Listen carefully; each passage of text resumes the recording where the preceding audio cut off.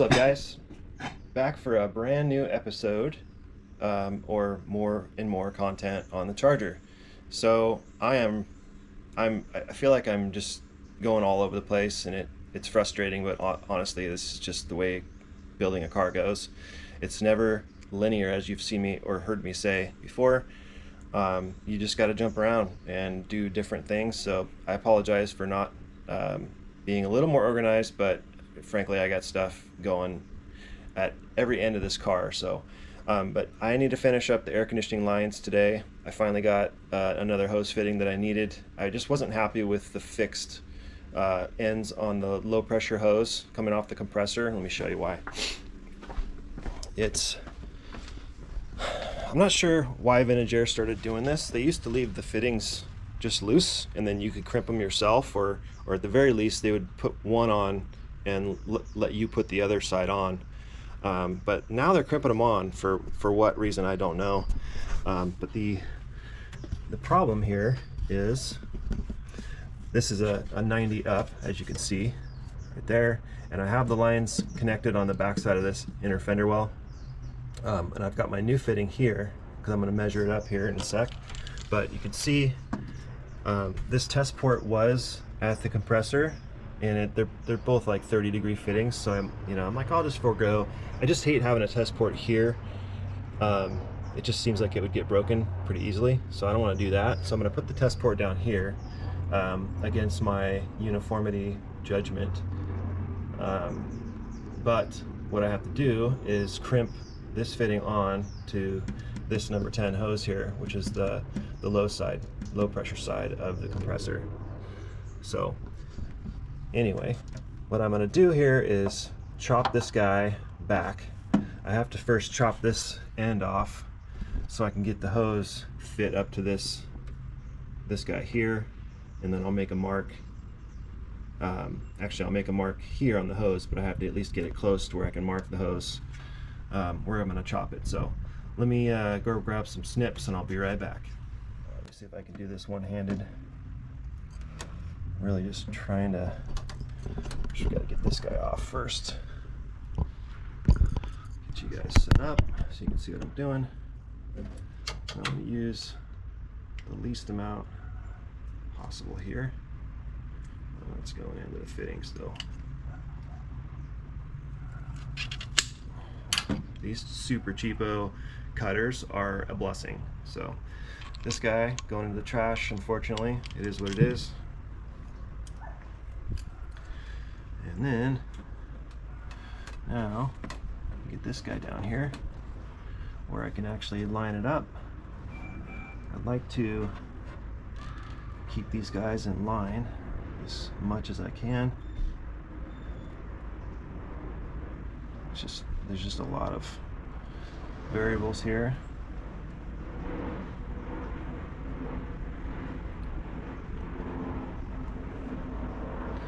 You guys seeing that? I don't know if you can see past that. There's an overflow bottle here. Let me move you.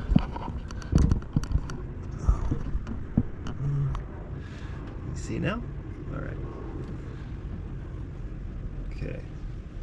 So this guy. So this hose is going to fit all the way into this fitting. So I'm going to mark it where it's going to go. Nice mark there. Cut it on that. I'm going to cut it on the long point, on the long side of that mark, just to make sure we got it plenty.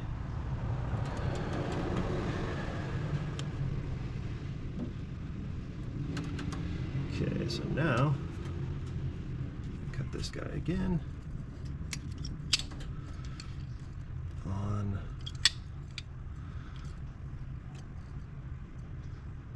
cut that on the long side. Yeah, these cutters work amazing, but they are so cheap that you can feel the cheapness. There we go. But the tool that I have off of Amazon is a crimping tool for these air conditioning and hydraulic lines. So as you can imagine, that comes in really handy. I'm not sure if it can do crimp-on style AN lines. I haven't tried it. I don't think so, but I could be wrong. Let's see, put some in that line to keep stuff from falling in, just for the time being.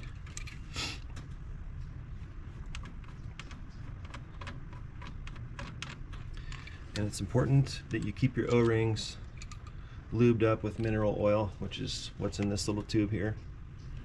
So, all right, let's actually forgot. The most important thing about doing this, I forgot to mark the clocking, which is the problem with Vintage Air doing these lines. They're not properly clocked. So, glad I caught that and didn't just goofball, just threw another fitting on. These fittings aren't cheap. Okay, anytime. Man.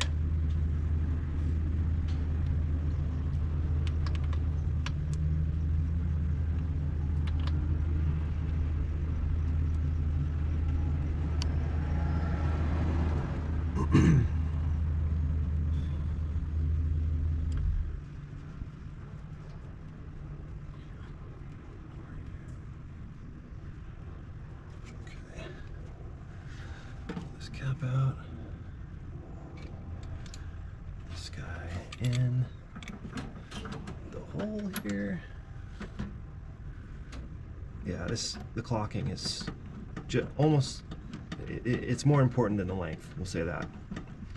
So it's super critical that you clock these things, or you mark the clocking. So yeah, just put that guy in there.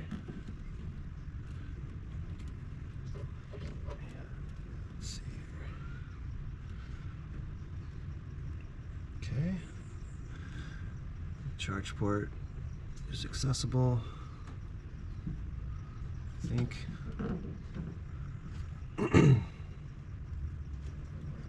My hose is all the way in.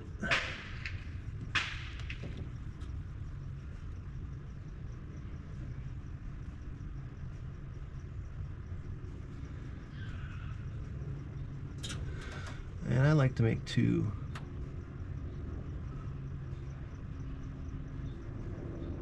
So there's no mistaking where it is. I like to use black ink because if I use white, I'll forget to wipe it off and it'll be on the car forever and it'll bother me. So there, that's my excuse. So now that we're happily clocked, we know where we need to be.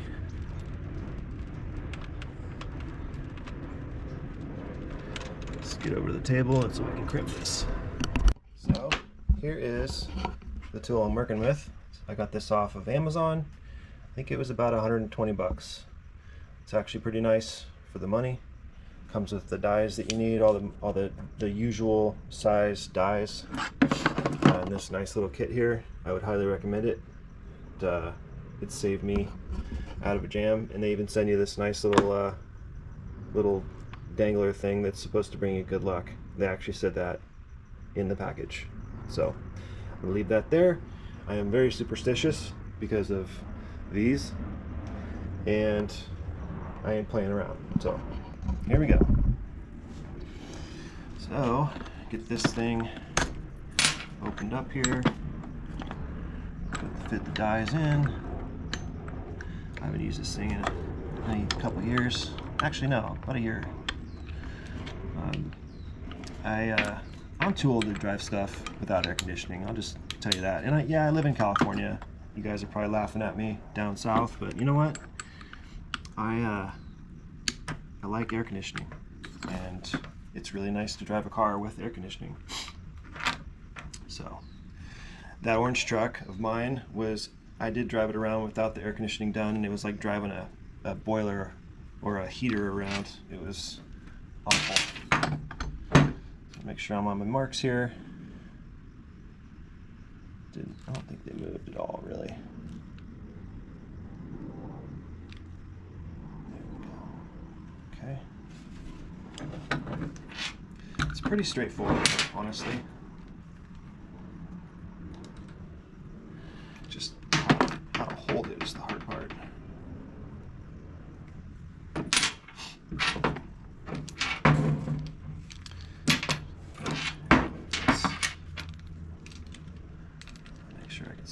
marks.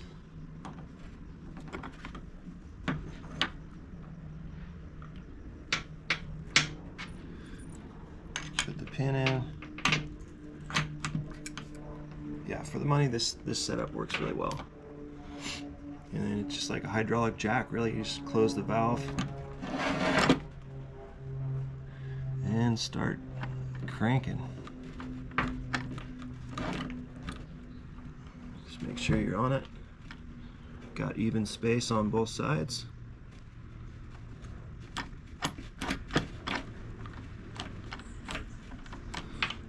As soon as you start feeling tension, just make sure it's indexed correctly. Make sure your hose is pushed in all the way. And double check the marks again. Marks are good. There we go.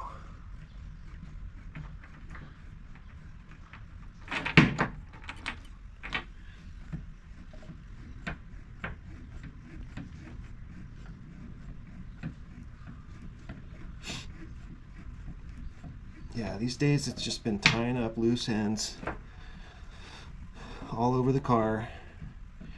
I gotta take that fan spacer off again and take more material off of it because the fan is still hitting the shroud. That's like the fifth time I've taken it off. And I'm going here until it just doesn't go anymore. Don't want any leaks. And that's it. Release the pressure all together. We are good to go. Give her a tug so you can kind of see that it pulled a little bit of tube or a little bit of hose a little bit when I crimped it. Obviously that you were compacting it, so it probably just squished out. That's why you want to make sure your hose is all the way into the back of the fitting. So let's go see if this thing works or fits. Okay. Put some mineral oil in these O-rings again.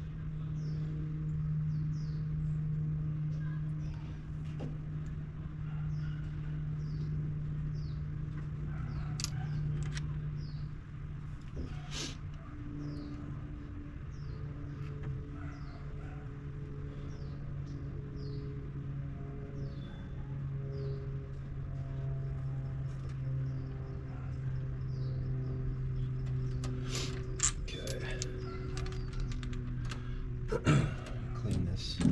Compressor has some polish still on it from when they polished it, which I hate. It's on the threads of the fitting, so I'm cleaning that off. Make sure it's all clean and free of debris, because I don't want to take this off again. And I do every so often find some burrs in these fittings, so you might want to make sure they're free of burrs, because the burrs will tear up these O-rings.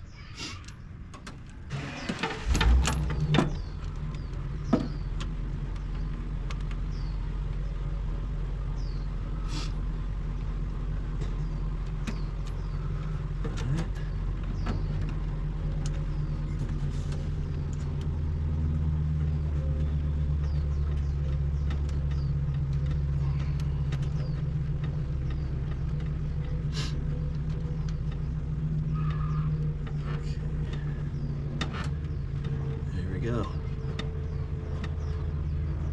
Okay.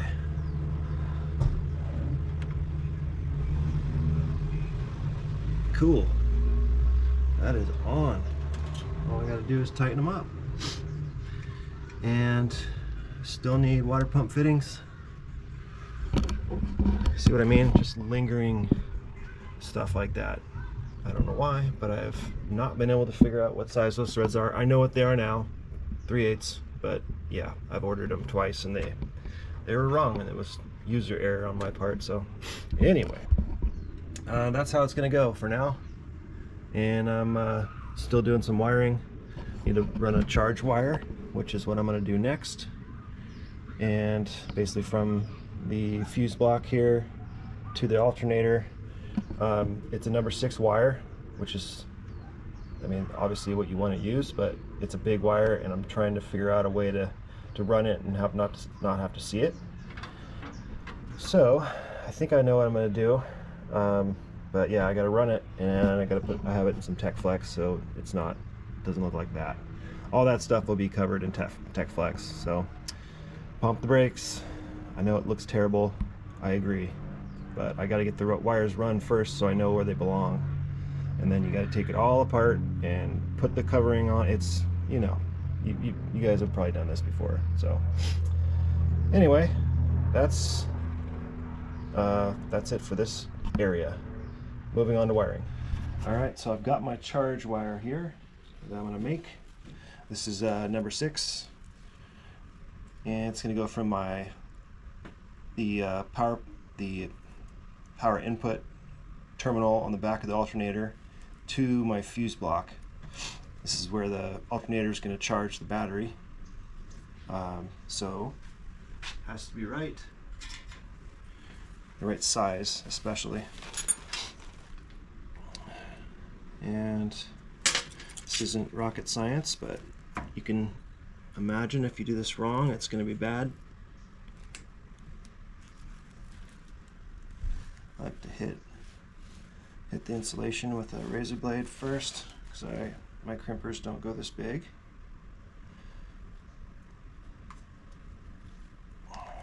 They actually might. I don't know. I don't think, no, they don't.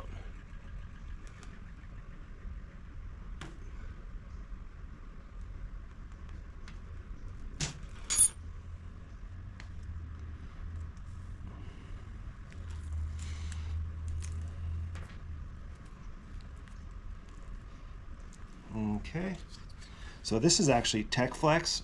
I really like this stuff. It's way, way better than that cheapo, like parts store plastic crap that you buy. That I've used that stuff in the past, and it's cool just to cover wires up and stuff, but it's not my favorite stuff. This stuff is actually really good, and it keeps the wires from chafing. And I'm gonna run this wire in between my radiator. I know you guys are probably gonna cringe, but between my radiator and the front core support, and so there's a nice big finger-sized gap between the radiator and the front of the core support, and this TechFlex will keep it from chafing. But it's obviously something I gotta keep an eye on. But we're not building an off-road car here, so it's probably gonna be fine. Just gonna test fit this. Make sure it's not too long, which it is. Just slightly too long.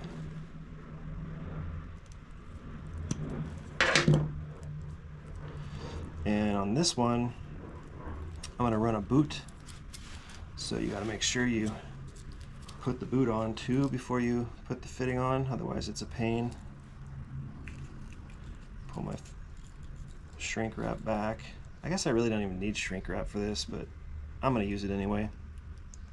I just like the look of it. And it's a much more finished look than without it.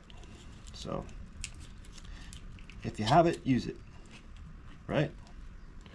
And I've got, this is my usual go-to crimper, Klein brand. I love these tools. I was an electrician in my earlier years, and I fell in love with Klein tools for that purpose. But these guys aren't going to get this done, so I had to step up to, these are bigger crimpers, and these guys go to 1.25. So it's they do pretty good. I've got next best, or a bigger set of these, which I believe is hydraulic. Kind of like the air conditioning hose crimper for real big battery terminals. But these guys are really good in a pinch. These are cheapo too. I think they're from Amazon. But you got to get the right size on it. Number 6. And the sizes are either on the front or back. And I like to put the puncture, or not the puncture, but the dent or the indent on the back side of the terminal, just for aesthetic reasons. But this is how it works. And there's a lot of ways to do this. that's the one I choose. It's got a nice dent right there, so you know she's solid as a rock. And then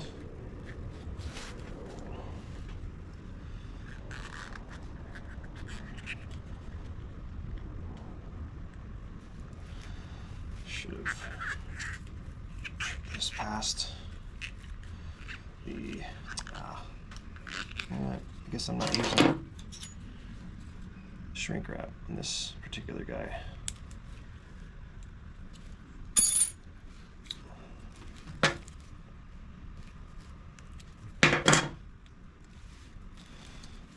Just don't work. But I will use it on anything else besides something like this. Helps keep the wire together too with the connector in case something bad happens.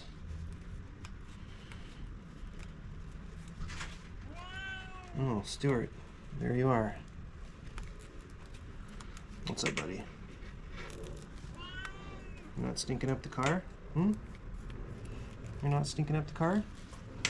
Alright, let's get to running this thing so I can get a dimension to cut this to land at the fuse box. So give me 1 sec, I'm going to sit up and put it on the car. Alright, so this is what I've come up with for the charge wire. As you can see, there's really no place to go. Like, I didn't want to run it on the firewall. That'd be a huge wire just running across there, even though there's provisions for it. I don't want to do that.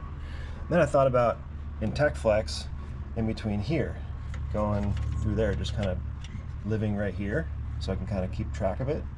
I didn't quite like that, but that was kind of my backup plan. But then I realized that there's a void in between, and you guys can tell me what you think. I'm all ears, but there's a void in between the front cross member here, this guy, and the radiator down here, and there's plenty of room to move around in here. I'm not worried about chafing, and there's really no need to clamp it. I might put a clamp on this side on the top of the frame rail, but honestly I don't think it needs it. I could probably just fasten it to that high pressure hose right there, but I'd say that looks okay. And then you got the boot down there. So what I'm doing is, luckily I can clamp or put this fitting on in place, but I'm going to this lug right here on the distribution block, or this fuse block here. So this is my main feed to the main fuse block or bulkhead over there, that guy right there, and this is going to the starter solenoid. And so this charge wire is going to come in right here and connect to that guy. So let me strip this back and I'll show you the result. And there you have it. Got my wire all done up on the end. Got my shrink wrap on there, all shrunk up. So now I gotta cut this TechFlex back and we'll be in business. Cut it a little bit down.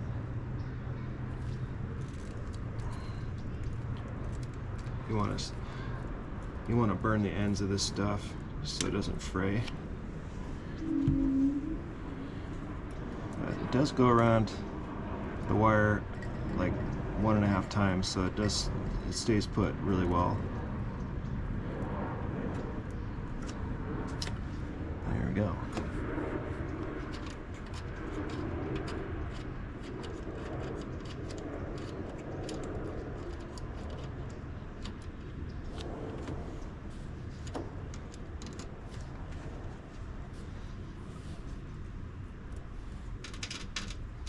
Did leave a little bit extra slack here, just to have that extra buffer in case I need to redo an end, or it never fails with me. It's like I forgot one thing, or the wire's hanging out somewhere, and then I cut it already and screwed.